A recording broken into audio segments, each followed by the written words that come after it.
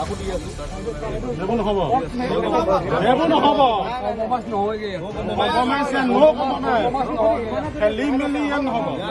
मालिक पर कर्मचारियों ने शोषण का आरोप लगाकर हड़ताल किया।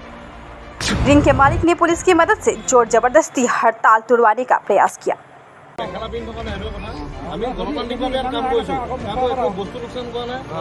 ओएनजीसी में उत्तेजना का माहौल।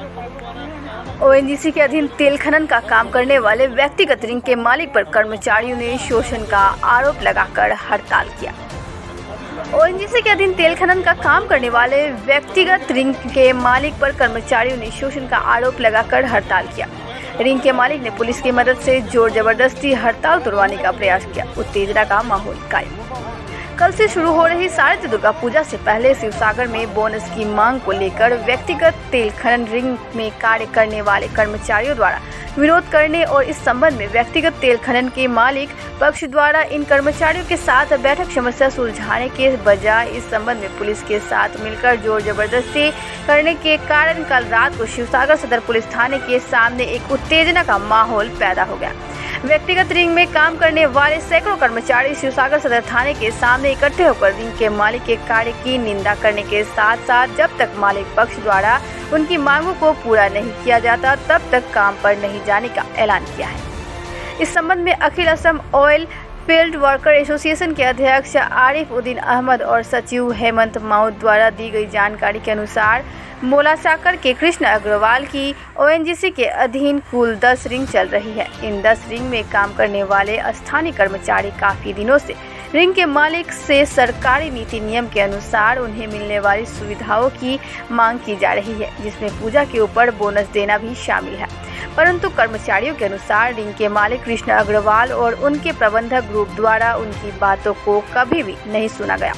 इस संबंध में एक सप्ताह पूर्व ही एसोसिएशन द्वारा रिंग के मालिक तथा ओएनजीसी को सम्मानक पत्र देकर विगत 8 अक्टूबर तक उन्हें पूजा के अवसर पर बोनस देने की मांग की गई थी। अन्यथा 9 अक्टूबर से गणतांत्रिक विरोध करने की घोषणा की गई थी।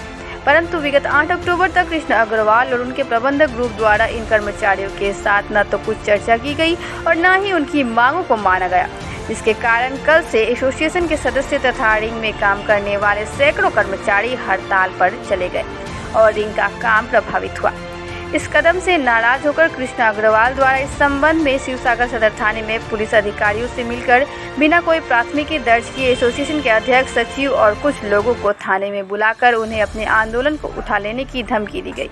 यही नहीं, कल 9 अक्टूबर को हड़ताल के दौरान रिंग के कैंटीन को भी बंद कर दिया गया था। कर्मचारी को रिंग में जाने से भी रोका गया, जिसके कारण कर्मचारियों को पूरे दिन भूखे ही रहना पड़ा। जब इस संबंध में रिंग के अन्य कर्मचारियों को पता चला तो वे सब रात के समय सदर थाने के सामने इकट्ठे हो गए और वहां पर एक तनावपूर्ण स्थिति बन गई। इन कर्मचारियों ने घोषणा की है कि वे किसी भी हालत में कृष्ण अग्रवाल के शोषण के आगे नहीं झुकेंगे और अपने प्राप्त अधिकार उसको लेकर ही मानेंगे, इसके लिए चाहे उन्हें कितनी भी प्रताड़ित होना पड़े। इस संबंध में एसोसिएशन के अध्यक्ष आरिफ उद्दीन अहमद और हेमंत माउत ने कहा कि जब से कृष्ण अग्रवाल की ओएनजीसी के अधीन तेल खनन कार्य हेतु रिंग चलाई जा रही है, तब से ही वे कर्मचारियों का शोषण कर रहे हैं और उनके शोषण से तंग आकर इन कर्मचारियों ने विगत 7-8 महीने पहले से संगठन का गठन करके मालिक के शोषण के खिलाफ आवाज उठाने की घोषणा की थी, जिससे रिंग के मालिक कृष्ण अग्रवाल नाराज चल रहे हैं। वे किसी भी तरह इन स्थानीय कर्मचारी को नौकरी से निकालने की धमकी देने के साथ साथ अन्य तरीके से प्रताड़ित कर रहे हैं। इस संबंध में इन लोगों द्वारा शिवसागर सदर थाने के अधिकारियों को भी पूरी जानकारी दी गई है। अब देखना है कि कल से शुरू हो रहे दुर्गा पूजा से पहले कृष्ण अग्रवाल इन कर्मचारियों की मांग को मानकर बोनस प्रदान करते हैं या फिर दुर्गा पूजा के अवसर पर इन कर्मचारियों को बिना बोनस हड़ताल पर ही रहना पड़ता है। इस संबंध में पुलिस की भी भूमिका पर इन कर्मचारियों ने प्रश्न चिन्ह लगाया है।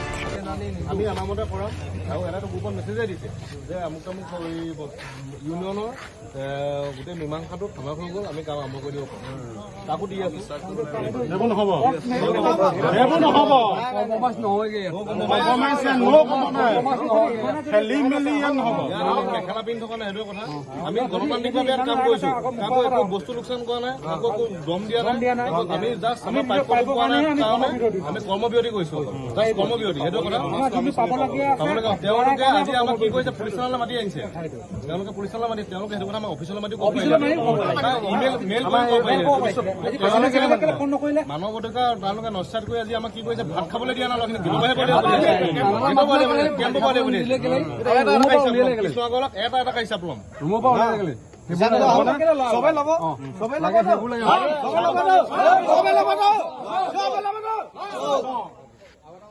আমি কিছুদিনৰ আগতে আমি এটা মালিকী পক্ষক এটা আমি দাবী জনাইছিলো, আমাৰ প্ৰাপ্য অধিকাৰ আমাৰ বোনাছৰ ক্ষেত্ৰত আমি মালিকী পক্ষক এটা অনুৰোধ জনাইছিলো। তেখেতলোকে মালিকী পক্ষ SK পেট্ৰ কৃষ্ণ আগৰৱালা, গতিকে তেখেতক আমি এটা জাননী দিছিলো। তেখেতক 8 তাৰিখলৈকে আমি 8 তাৰিখৰ পৰ্যন্তলৈকে আমি শেষ অন্তিম দিন, কালি অন্তিম দিনটো শেষ হ'ল। গতিকে আজি আমি এইখিনি আন্দোলন কৰিবলৈ বাধ্য হৈছো, কাৰণ আমি নিজৰ প্ৰাপ্যৰ কাৰণে।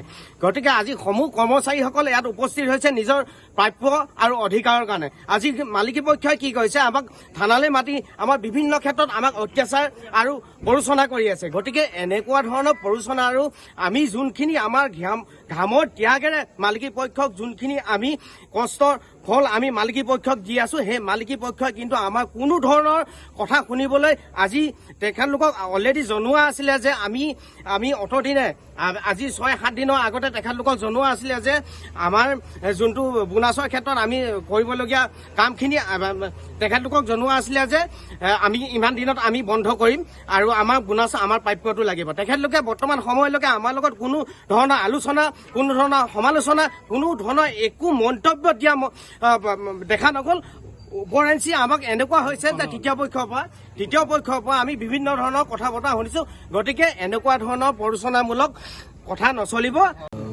আজি আমি অল অইলফিল্ড ৱৰ্কাৰ্ছ ইউনিয়নৰ সমূহ সদস্যবৃন্দ, মই আপোনাক অনুৰোধ জনাইছোঁ গোটেই ইয়াত যিমানখিনি মানুহ আছে চবকে দেখুৱাই দিবলৈ। ইয়াত প্ৰায় 200-300 মানুহ আজি শিৱসাগৰ সদৰ থানাত মানে জমা হৈছে, সেইটো কাৰণে জমা হৈছে।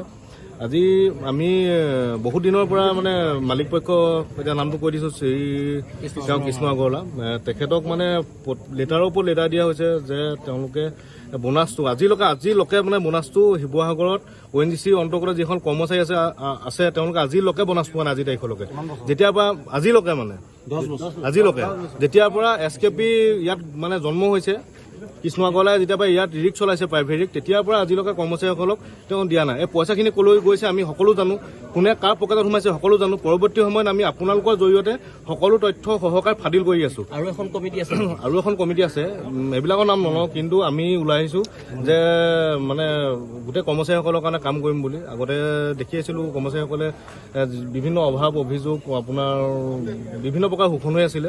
গতিকে আমি ভাবিলো যে আমি সকলোৱে মানে হিতটো চিন্তা কৰি আমি কাম কৰিম। দুইখন কমিটিৰ সংঘাত হৈছে নেকি? সংঘাত নাই হোৱা, তেনেকুৱা ধৰণৰ কোনো সংঘাত নাই। আৰু তেওঁলোকে তেওঁলোকৰ মতে কাম কৰি আছে, আমি আমাৰ মতে কাম কৰি আছো। কিন্তু কথাটো হ'ল কি, আজি আমি তেওঁলোকক মানে কালি 8 তাৰিখটো লাষ্ট সময়সীমা বান্ধি দিছিলো। ইয়াৰ আগতে আমি ONGC গেটৰ মুখত আমি ধৰ্ণা কাৰ্যসূচী মানে এটা মানে ৰূপায়ণ কৰিছিলো। তেতিয়া আমি ONGCত এখন স্মাৰক দিছিলো আৰু লেবাৰ কমিশ্যনক এখন স্মাৰক দিছিলো।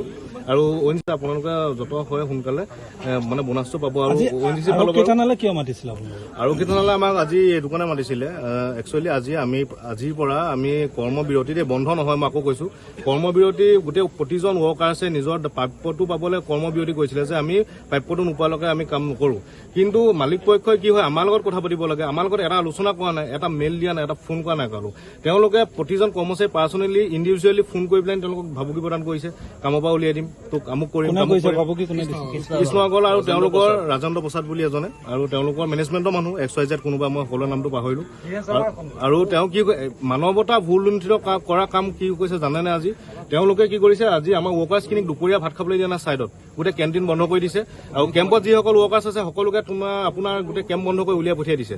এজন মানুহে ইমান তললৈ পইচাৰ কাৰণে কেনেকে যাব পাৰে? তেওঁলোকৰ আমাক এটা ৰিটাৰ্ণ দি দিলেতো ল'ৰাখিনিয়েতো কমচে কম শান্তি পায়। 400-500-600 ইয়াত যিমানখিনি কৰ্মচাৰী আছে তেওঁলোকে এমাহ সময় দিয়ক, 2 মাহ সময় দিয়ক, কিন্তু তাতো লিখিতভাৱেতো আমাক দিব পাৰে। তেওঁলোকে সেইটো নকৰি পইচা জোৰ দেখাইছে। কি কৰিছে, আমাক গোটেই ল'ৰাসোপাক আজি চুচৰাই আনিছে বুলি কৈছো। চুচৰাই আনি মানে কি হয়, থানালৈ লৈ আনিছে। কিন্তু থানাত আমি আহি গম পাইছো একো আমাৰ এগেইনষ্টত একো মানে এটা FIR নাই। যে তেওঁলোকে কোনে মাতিছিলে, থানালৈ OC ছাৰে আমাৰ মানে প্ৰেচিডেণ্টক মাতিছিলে। কিয় মাতিছিলে তেওঁ? তেওঁক মাতিছে যে আপোনাৰ লগত কিছুমান কথা আছে, আপোনাৰ এগেইনষ্টত আমুক মানে কিবা কিবি আপোনালোকৰ মালিকে কমপ্লেইন দিছেহি, আপুনি আহক। যে আমি ইয়াত এঘণ্টা ৰখাই থৈ দিছে। মালিক পক্ষ আহিলে, আহি পেলাই কি কথা পাতিলে গ'লগৈ। আমি আহি ইয়াত এতিয়া ছাৰক লগ কৰিলোঁ, কথাখিনি বুজাইছে যে এনেকুৱা কথা, কিন্তু আমি গোটেই কথাটো কৈ দিলোঁ। যেতিয়া ছাৰক ক'লোঁ ছাৰ এনেকুৱা কথা ফোন ৰেকৰ্ডিং আছে, বিভিন্ন এভিডেন্স আছে, আমিতো বিনা এভিডেন্সত একো কাম কৰা নাই ন, প্ৰতিটোৱে নিজৰ ল মতে প্ৰাপ্যটো বিচাৰিছে। তেতিয়া ছাৰে ক'লে কথাটো এনেকুৱাহে নেকি, যে কিন্তু আকৌ তোমালোকৰ ওপৰত কথাখিনি এনেকৈ কৈছিলে, ওলোটাকৈ কৈছিলে মানে। তাৰপৰা গতিকে ছাৰো আমাক কিছুমান কথা ক'লে, কিন্তু আমি অকণমান নৰম হ'ম বুলি ভাবিছিলোঁ। এতিয়াতো তেওঁ আটাইতকৈ যদি ভুল কৰিলে, এইটো আটাইতকৈ ডাঙৰ ভুল কৰিলে। আমি ভৱিষ্যতে বিশেষকৈ কাইলৈ পৰা আমি যদি কিবা এটা যদি অকণমান শিথিলতা আনিম বুলি ভাবিছিলোঁ, কিন্তু আমি নানো। ইয়াত সকলো আছে, সকলোৱে এইটো কথা এগ্ৰী হৈছে নে? ৰিক বন্ধ কৰি দিম যেতিয়ালৈকে কৃষ্ণ আগৰৱালাই আমাৰ লগত আলোচনাত নবহে। যদি এতিয়া পুলিচত দিয়ে, পুলিচত দিব, জেলত সোমালে জেলত সোমাম, জেলৰ পৰা ওলাই আকৌ বন্ধ কৰিম। ইয়াতকে চূড়ান্ত পৰ্যায়লৈ যাবলৈ আমি সাজু আছো। Bureau report, light house live.